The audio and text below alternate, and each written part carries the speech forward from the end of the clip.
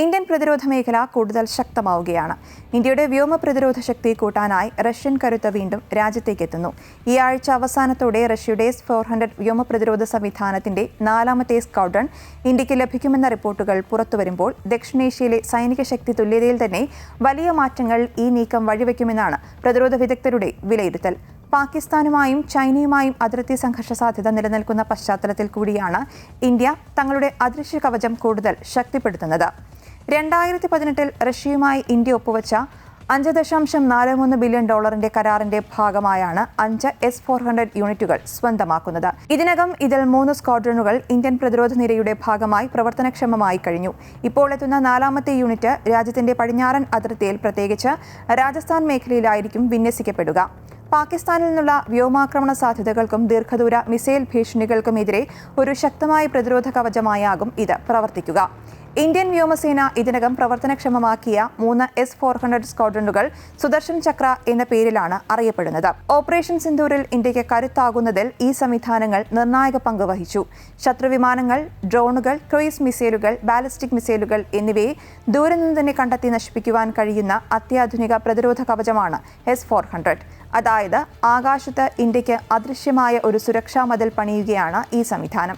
4ാമത്തെ squadron ഇന്ത്യയിലെത്തിക്കുന്ന പ്രക്രിയ തന്നെ അതീവ സങ്കീർണവും രഹസ്യപരവുമായാണ് നടക്കുന്നതെന്നാണ് സൂചന.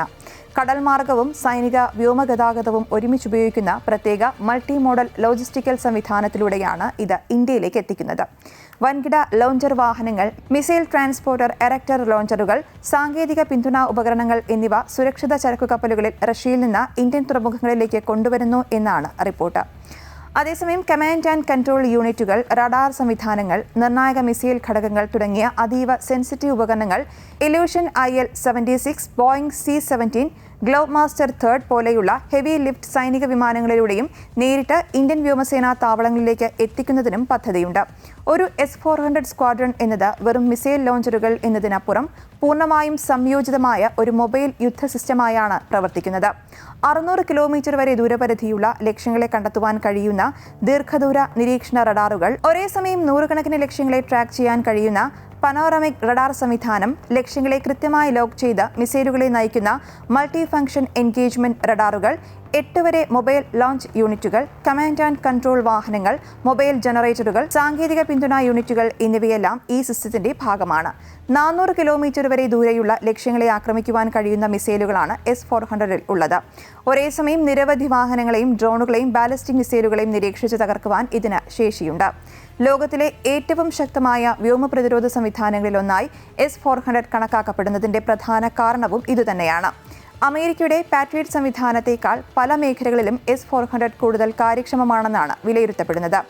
ഈ 4ാമത്തെ സ്ക്വാഡ്രൺ പടിഞ്ഞാറൻ അതിർത്തിയിലേക്ക് വിന്യസിക്കപ്പെടുമ്പോൾ നവംബറോടെ എത്തുമെന്ന പ്രതീക്ഷയിലുള്ള 5ാമത്തെയും അവസാനത്തെയും യൂണിറ്റ് ഇന്ത്യയുടെ വടക്കൻ അതിർത്തിയിൽ, പ്രത്യേകിച്ച് ചൈനയുമായി ബന്ധമുള്ള തന്ത്രപ്രധാന മേഖലകളിൽ വിന്യസിക്കപ്പെടാനാണ് സാധ്യത. ഇതോടെ ഇന്ത്യയുടെ പടിഞ്ഞാറും വടക്കും ഭാഗങ്ങളിൽ ശക്തമായ ദീർഘദൂര വ്യോമ പ്രതിരോധ കവചമായി ഇത് മാറും.